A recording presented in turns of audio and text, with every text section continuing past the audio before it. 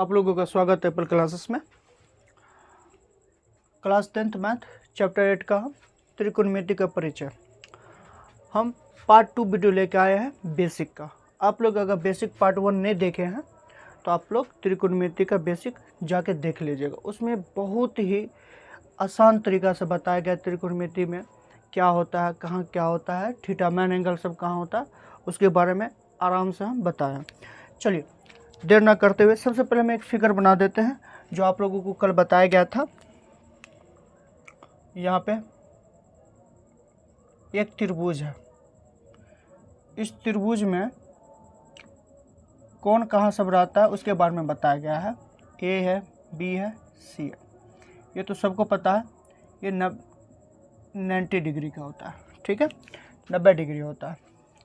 इसमें यह भी बताया गया था कि लंब और आधार कहाँ होता है या किसे कहते हैं, वो सब बतलाया गया है। आज हम लंब और कर्ण आधार किसे कहते हैं, पाइथागोरस प्रमेय के बारे में हम आज जानते हैं। चलिए वीडियो शुरू करते हैं।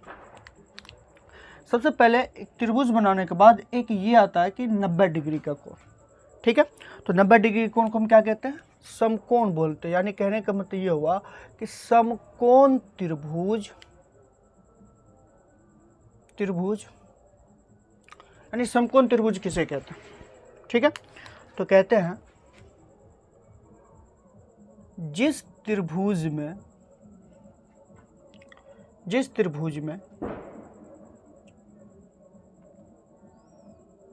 एक कोण 90 डिग्री का हो उसे समकोण त्रिभुज कहते हैं, ठीक है। समकोण त्रिभुज कहते हैं, इसी को हम बोलते हैं समकोण त्रिभुज। ओके, अब हम आ जाते हैं कि कल हम ये भी बताए थे कि समकोण त्रिभुज की सामने वाली भुजा को हम क्या कहते हैं, कर्ण कहते हैं। चलिए कर्ण भी हम जान लेते हैं कि कर्ण किसे कहते हैं। ओके,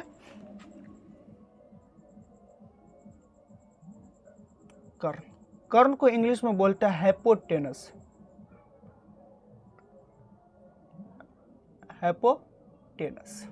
देखिए हाइपोटेनस किसे कहते हैं हम बारीक से जानते हैं। अब देखिए कहा कि समकोण त्रिभुज में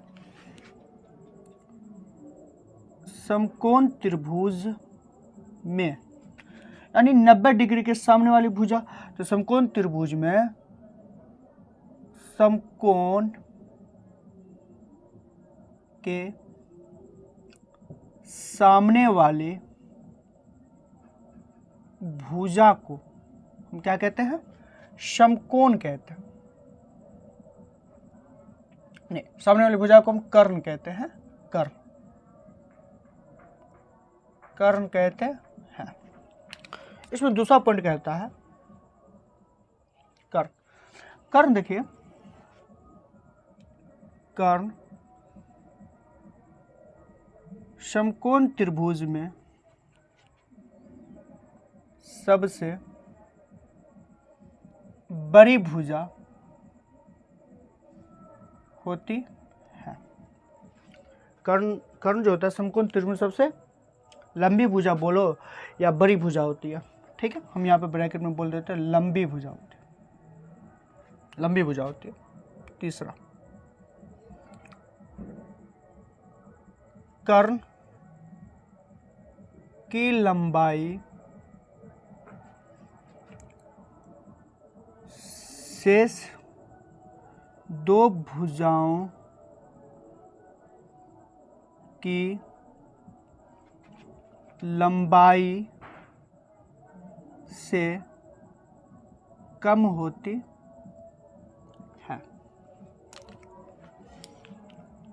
है। चौथा, कर्ण को अंग्रेजी के अक्षर में H से निरूपित किया जाता है, ठीक है। कर्ण में इतना सारी बात आपको बतलाया गया है जो बेसिक के तौर पे बहुत ही आसान माना जाता है। चलिए अब हम ये भुजा के बारे में जानते हैं कि इस भुजा को हम क्या कहते हैं, लंब कहते हैं, लंब कहते हैं। लंब को हम क्या कहते हैं, परपेंडिकुलर, डिकुलर। चलिए इस भुजा को हम क्या कहते हैं, लंब कहते हैं, लंब, ठीक है, जिसको हम इंग्लिश में क्या बोलते हैं, परपेंडिकुलर बोलते हैं। ओके, चलिए लंब क्या कहता है, समकोण त्रिभुज के न्यून कोण की सम्मुख भुजा को लंब कहते हैं। ओके, इसको पहला पॉइंट मान लो। दूसरा में क्या कहा, लंब को अंग्रेजी के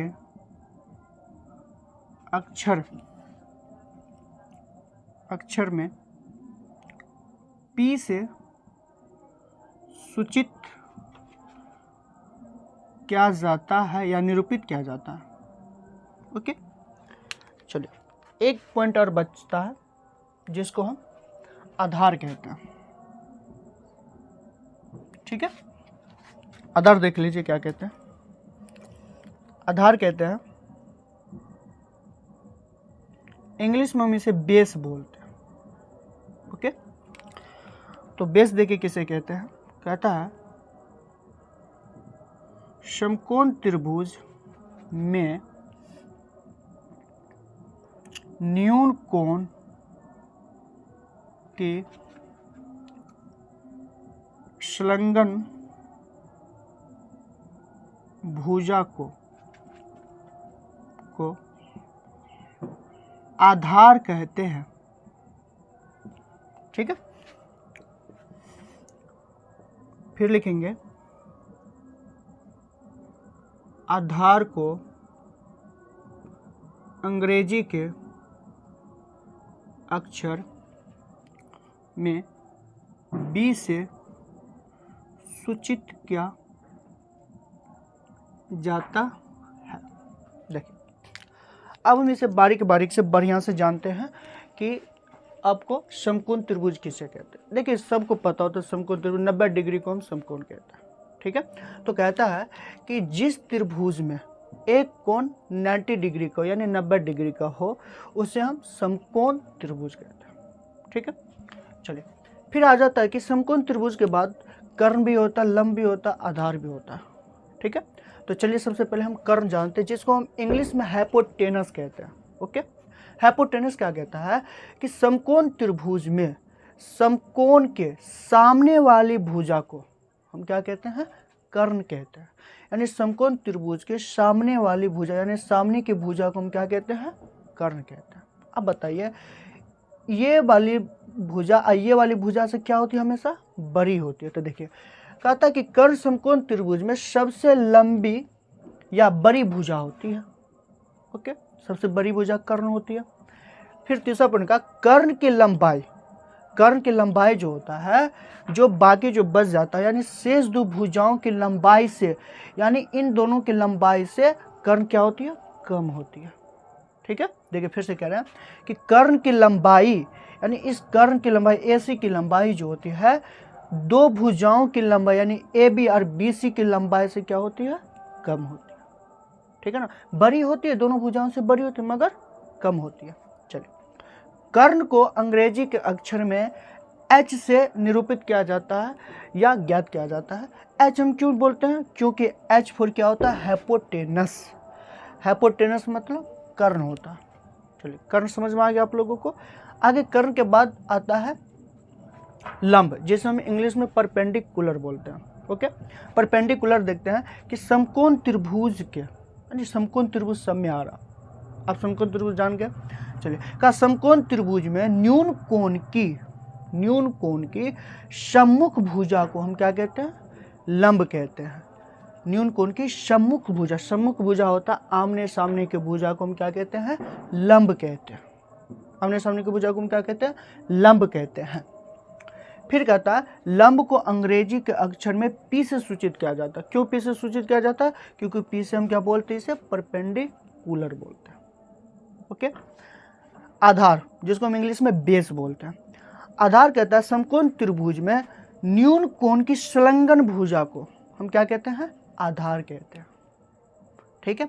आधार होती है यानी कर्ण को छोड़कर सबसे नीचे वाली भुजा जो होती है उसको हम आधार कहते हैं। ठीक है। चलिए, फिर कहता है कि आधार को अंग्रेजी के अक्षर में बी से सूचित किया जाता है। ओके। तो आज हमने देख लिया कि कर्ण, लंब और आधार किसे कहते हैं।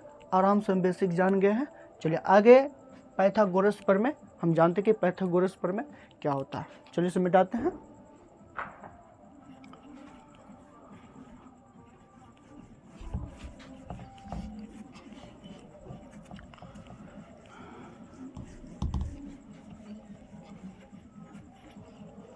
चलिए पाइथागोरस प्रमेय देखिए। पाइथागोरस प्रमेय, इसे हम इंग्लिश में पाइथागोरस थ्योरम बोलते हैं। पाइथागोरस प्रमेय क्या कहता है? पाइथागोरस कहता है समकोण त्रिभुज, एक मिनट लिखेंगे फिर से एक बार। पाइथागोरस प्रमेय में, ठीक है, समकोण त्रिभुज की भुजाओं के बीच संबंध को दर्शाता है। ये होता पाइथागोरस प्रमेय। देखिए पाइथागोरस प्रमेय के अनुसार क्या कहता है? इसी में पाइथागोरस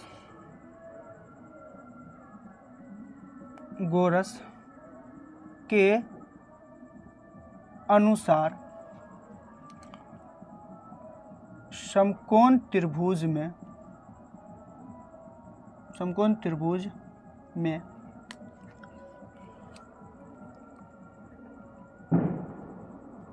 कर्ण स्क्वायर बराबर होता है लंब स्क्वायर जोड़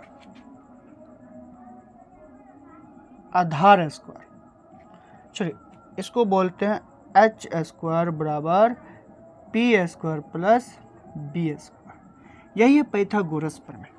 ठीक है, जो आप लोगों को हम आसान तरीका से बतलाने वाले। पाइथागोरस प्रमेय कहता है कि समकोण त्रिभुज में यानी समकोण त्रिभुज की भुजाओं के बीच संबंधों को दर्शाता है। ठीक है, ये कहा कि पाइथागोरस प्रमेय में समकोण त्रिभुज की भुजाओं के बीच संबंध को दर्शाता है। ठीक है, अब पाइथागोरस का भुजा देख लीजिए किस किस को दर्शाता है। कर्ण, लंब और आधार, ये तीनों ही भुजाओं को पाइथागोरस प्रमेय क्या कहता है? दर्शाता है। Okay, clear. चलिए कहता पाइथागोरस प्रमेय के अनुसार समकोण त्रिभुज में यानी कर्ण स्क्वायर बराबर होता है लंब स्क्वायर जोड़ आधार स्क्वायर, यानी यही भुजा बराबर जो होता है यही दर्शाता कौन? पाइथागोरस प्रमेय। यही दोनों के बीच का संबंध क्या दर्शा रहा है? पाइथागोरस प्रमेय दर्शा रहा है। जो हमारा कहा कि कर्ण स्क्वायर बराबर होता है लंब स्क्वायर जोड़ आधार स्क्वायर, तो पाइथागोरस प्रमेय यही कहता है। तो आप लोगों को प्रश्न वाले 8.1 में पाइथागोरस प्रमेय का यूज ज़्यादा होगा, तो थोड़ा इस पर ज़्यादा बेसिक कीजिएगा। ठीक है, तब तक के लिए थैंक यू बेसिक 2 के लिए। ओके, मिलते हैं नेक्स्ट वीडियो में। Thank you Apple classes.